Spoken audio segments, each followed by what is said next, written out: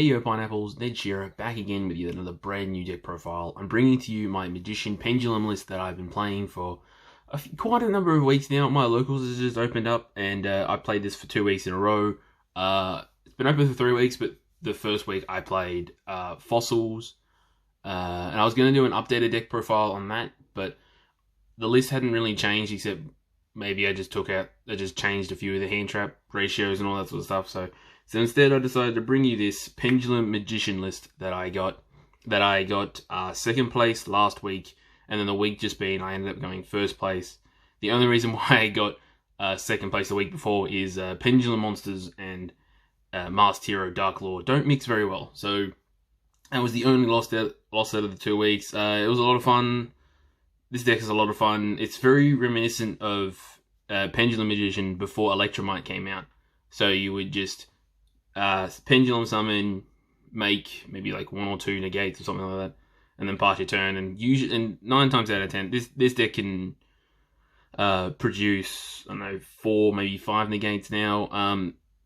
It's really consistent. It's really fun, and I'll just get straight into the deck profile. I will be showing you the 40 card main, my extra, and I'll also be showing you side deck. The side deck's not really meta relevant at the moment, but it's what got me there, and honestly, it does work against a lot of the meta as well. But I'll go through my choices as I go through it, starting with the main monster count of 26 monsters, the 13 spell cards I play, and then the 1 trap card I play in this as well. So starting with the monsters, specifically the Pendulum monsters, we play 3 Harmonizing Magician, probably your best Pendulum summon monster of the deck. It can't be Pendulum summoned from the extra deck, which is not a problem. You can't perform Synchro Fusion or Xyz plays with this monster as long as only if the other monsters are Pendulum Magician monsters. So that's totally fine. The applications that this card has in the deck is absolutely bananas. When it's Pendulum summoned from the hand, I can special summon a Pendulum Magician monster from my deck in defense mode. Its effects are negated, and it's banished if it leaves the field. Again, not a huge deal. This card is your go-to, probably your best Pendulum monster, your Pendulum summon in the deck. I'm also playing 3 copies of Wisdom Eye Magician. I was skeptical to play 3 copies of Wisdom Eye, but in this build, it's very needed. It doesn't really do much as a monster zone. Basically, you can change the level of a Pendulum monster in your scale if you discard it from hand. In scale, it's a lot better. So if you have another Magician Pendulum monster in your other scale, you can pop this card to set another Magician Pendulum scale from your deck into the zone. So really good application. And then it's just a free level 4 to summon off of your Harmonizing to make your Xyz, Synchro, and I'd say Fusion, but I don't play any Fusion cards, spoiler alert. I'm only playing 2 Oath Dragon Magician. I haven't needed the 3rd one, and I just found 1 was just simply not enough. I play Pot of Desire, so I don't really want to banish the 1 copy of my Oath Dragon Magician. Unfortunately, in the hero matchup that I had a couple weeks ago, I did banish both of the Oath Dragon Magician, which was very unfortunate. So I couldn't get that recursion happening. But fortunately, I did end up winning that particular game. Not the match. Again, Dark Lord's a thing. So what this one, in scale, if you have another Magician Pendulum monster in your other scale, you can select a Magician Pendulum monster in your face-up extra deck and add it to your hand. And when it's normal special summoned, you can add a Magician Pendulum monster from your graveyard to your hand. So this is your go-to low scale of the deck. And then all the one-ofs, you start with Double Iris Magician, finally back off the ban list. Only obviously at 1, because you only can play it at 1. Its scale effect is if a Dark Spellcaster monster you can target on your field, and then that monster does double battle damage for the remainder of the turn, and then you can destroy this card. It's relevant when it says, and then destroy this card, and I'll explain why when I get to the spell cards. 1 Purple Poison Magician, once a turn, if a Dark Spellcaster monster battles an opposed monster, you can give that monster 1200 attack, and then destroy this card. And then also in the monster effect, it's a Dryden, so it counts. So if it's destroyed by battle or card effect, you can pop a face-up card, so it's really good. 1 copy of Performance Power Celestial Magician. Its scale effect didn't really come up. The fact that it's a scale 8 is freaking amazing, but its scale effect didn't really come up as often as I thought it would. So when exactly 1 face-up Fusion, Synchro, or Xyz monster you control that was special summoned from your extra deck is destroyed, you can use this effect, special summon that monster back, and then destroy this card. so it's really, really good. But the monster effect has had way more applications for me. So during the turn it's normal or special summoned, it gains the following effects depending on what other monsters you have on your field. So if you control the fusion monster while you special summon this card can attack directly. If it's a synchro monster, your opponent cannot activate monster effects. That came in absolutely clutch for me in one particular game. If you control an Xyz monster, this monster's attack points are doubled. And then if you control a Pendulum monster, during your end phase, you get to search your deck for another Pendulum monster and add it to your hand. So super, super good. I also play the Dragon Pit Magician just for the back row destruction, and also it's your sort of go-to high scale, I find. Just because these are level 4, so you can make Synchro and Xyz plays with them a lot more often than you can the Dragon Pit Magician, but still a really good card nonetheless. And then the one Time Gazer Magician as well, to round off the Magician monsters. And introducing with the Time Gazer Magician, I also play 3 Chronograph Sorcerer. The in-hand effects of when a card was destroyed didn't really come up as much as it would, but setting the scale, popping it, summoning this, and then any other card makes your full board combo, so it's really, really good as an extender. The best tuner monster in the deck, Tuning Magician. It's your Halka Fibrax summon target. So good. Unfortunately, this card does conflict with time rules. So what this one does, if you have 2 Magician Pendulum monsters in your scales, you can special summon this monster from your hand or graveyard, but banish it if it leaves the field, which is totally fine. But the only other downside to this one is when it's normal or special summoned, you take 400 points of damage, and your opponent gains 400 points of damage, so 400 life points. So that's the only unfortunate thing about it. However, it has so many applications to this. You can Halka Fibrax off it. You can get your... It's literally just another free body. It's simply insane, this card. Going up to more support cards, I play 3 Odd Eyes Revolution Dragon. This card pretty much only has one application, is you can discard it from your hand to the graveyard, pay 500 life points, and then special summon, then add a level 7 or below dragon type Pendulum monster from your deck to your hand. So that's the only application that this one has, to be perfectly honest, and the only target I play are 3 copies of Supreme King Dragon Darkworm. So yeah, this plus one other spell card is absolutely insane.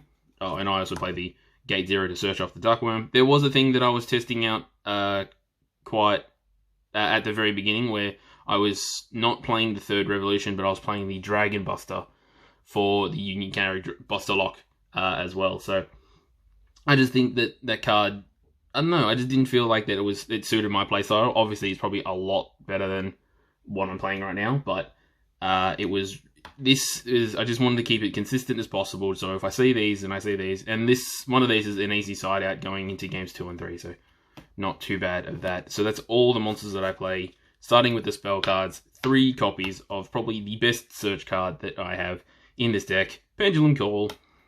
It's such a good card. This plus Darkworm is just absolutely ridiculous. So you discard 1 card from your hand, the Darkworm, add 2 Pendulum monsters from your...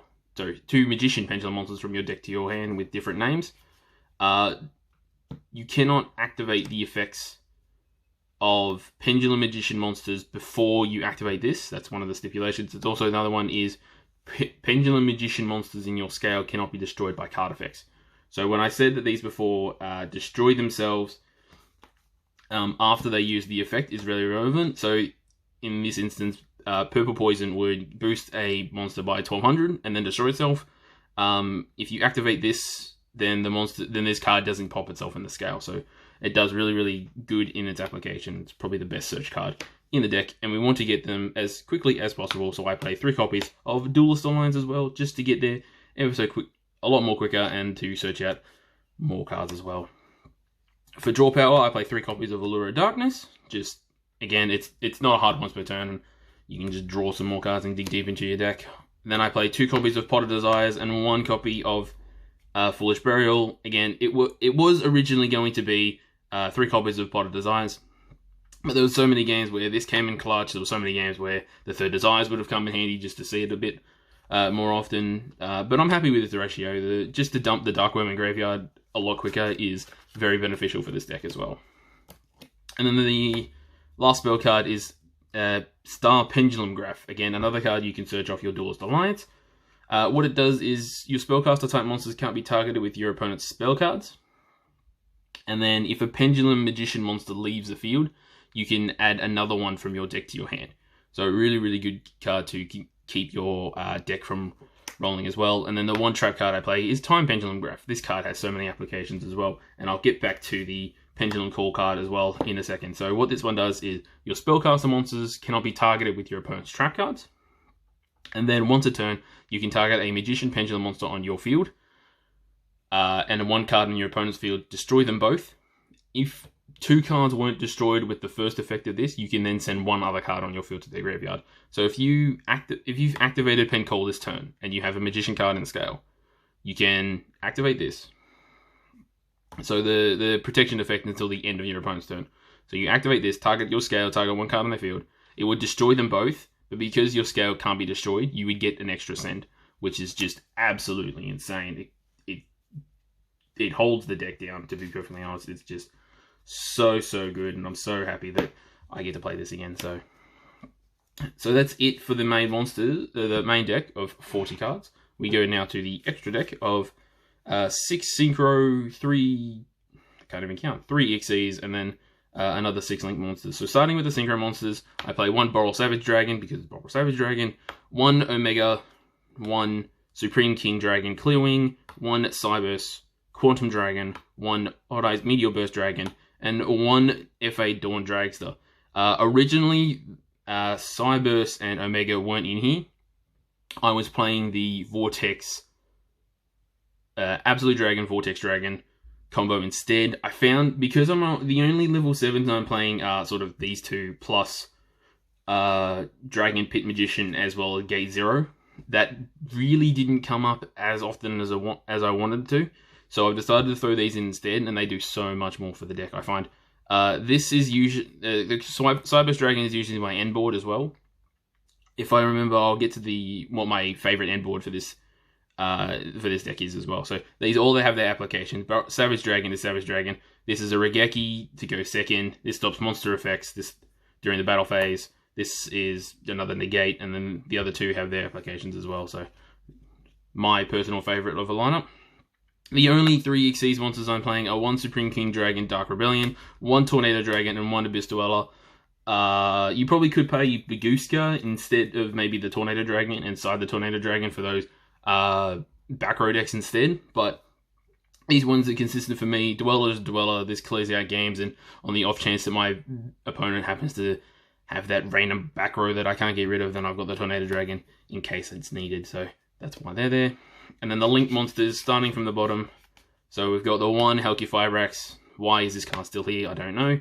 And then the 1 Wee Witch's Apprentice. Again, this was originally Union Carrier, plus the Dragon Buster combo that you can play in this.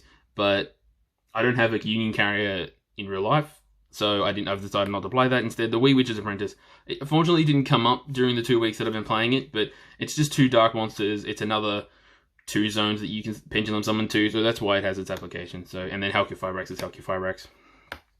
Then I play 2 copies of Selene, Queen of the Master Magicians. This card is insane, absolutely insane. So your really cool thing that you can do is Hulk, summon the Tuning Magician, make Selene, get a bunch of spell counters, summon back the Tuning Magician, link off and make Appaloosa, or whatever you wish to make as a link for. So it has so many applications, and the reason to play 2 is because of the Link 4s that I play. So as I said, I play Appaloosa for going first, and I play Access Code Talker for going second, which is why Hulk, the Hulk and the 2 Selene actually do come up. I always want to have a Selene in my extra deck along with one of these, that way I can clear my opponent's board and push for game. So this is why they're in there, and they've always come up as well.